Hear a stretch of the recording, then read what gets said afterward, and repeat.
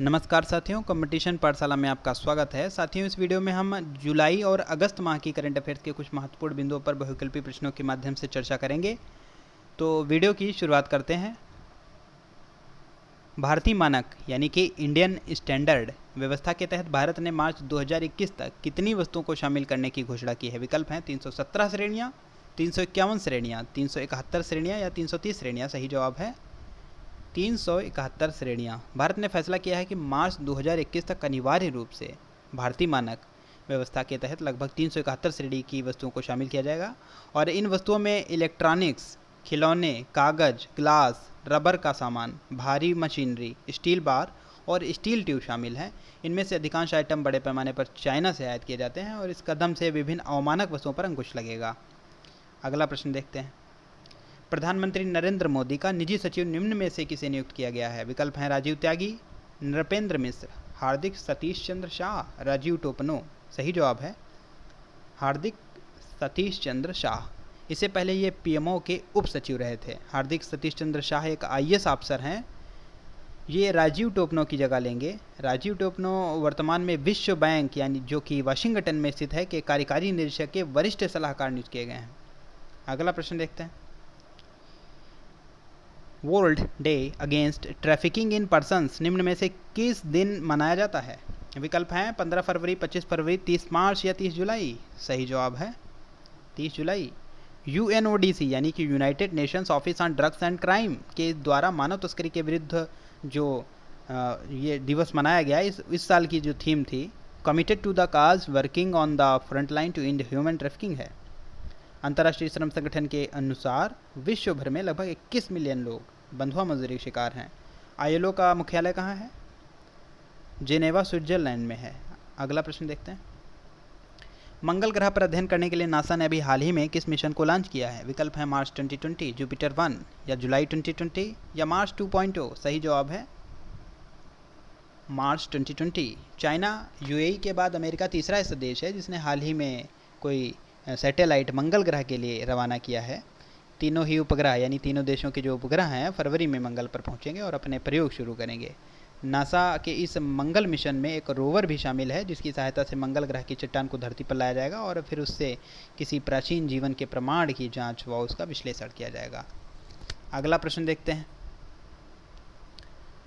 Workers party ने 10 जुलाई को हुए आम चुनाव के आधार पर भारतीय मूल के किस राजनेता को सिंगापुर के इतिहास में पहली बार विपक्ष का नेता नामित किया है? विकल्प हैं विजय कुमार, राहुल सचदेवा, राहुल त्यागी या प्रीतम सिंह। सही जवाब है प्रीतम सिंह। प्रीतम सिंह की वर्कर्स पार्टी ने 10 जुलाई को जो आम चुनाव हुए उसमें 93 सीटों में से 10 संसदीय सीटें जीती, जिससे उनकी पार्टी सिंगापुर की संसद में सबसे बड़ी विपक्ष पार्टी बनकर उभरी। सिंगापुर के इतिहास में अभी तक कभी भी औपचारिक रूप से विपक्ष के नेता को नामित नहीं किया गया। इस प्रकार प्रीतम सिंह सिंगापुर की संसदीय प्रणाली में एक नए अध्याय की शुरुआत करते हैं। अगला प्रश्न देखते हैं।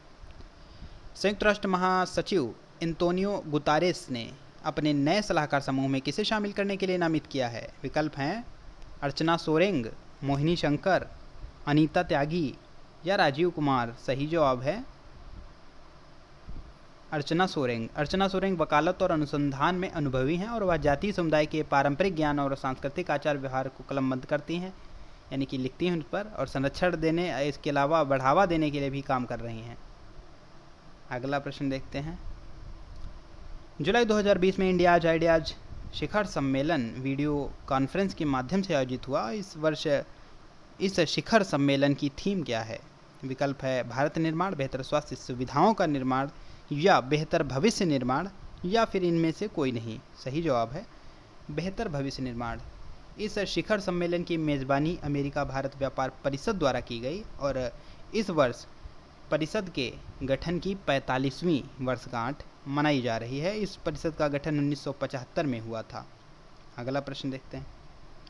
जुलाई 2020 में किस फुटबॉलर ने Spanish football league La Liga में रिकॉर्ड 7वीं बार किसी एक सत्र में सर्वाधिक गोल करने के लिए गोल्डन बूट पिचिची ट्रॉफी हासिल किया है? विकल्प हैं Lionel Messi, Cristiano Ronaldo, Karim Benzema, टिल्मो जारा। सही जवाब है लियोनेल मेसी। मेसी से पूर्व सर्वाधिक बार पिचिची अवार्ड जीतने का रिकॉर्ड एथलेटिक बिल्बाओ के महान फुटबॉलर टेल्मो जारा के नाम लगातार 6 बार इस अवार्ड को जीतने का रिकॉर्ड दर्ज था उनके नाम। मेसी ने जारा के 67 वर्ष पुराने रिकॉर्ड को तोड़ दिया है। अगला प्रश्न, पुस्तक सूरज कदे मर्दा नहीं सन नेवर डाइज के लेखक हैं। विकल्प हैं लाला लाजपत राय, महात्मा गांधी, ठाकुर हरकिरत सिंह, बलदेव सिंह सदकनामा। सही जवाब है बलदेव सिंह सदकनामा।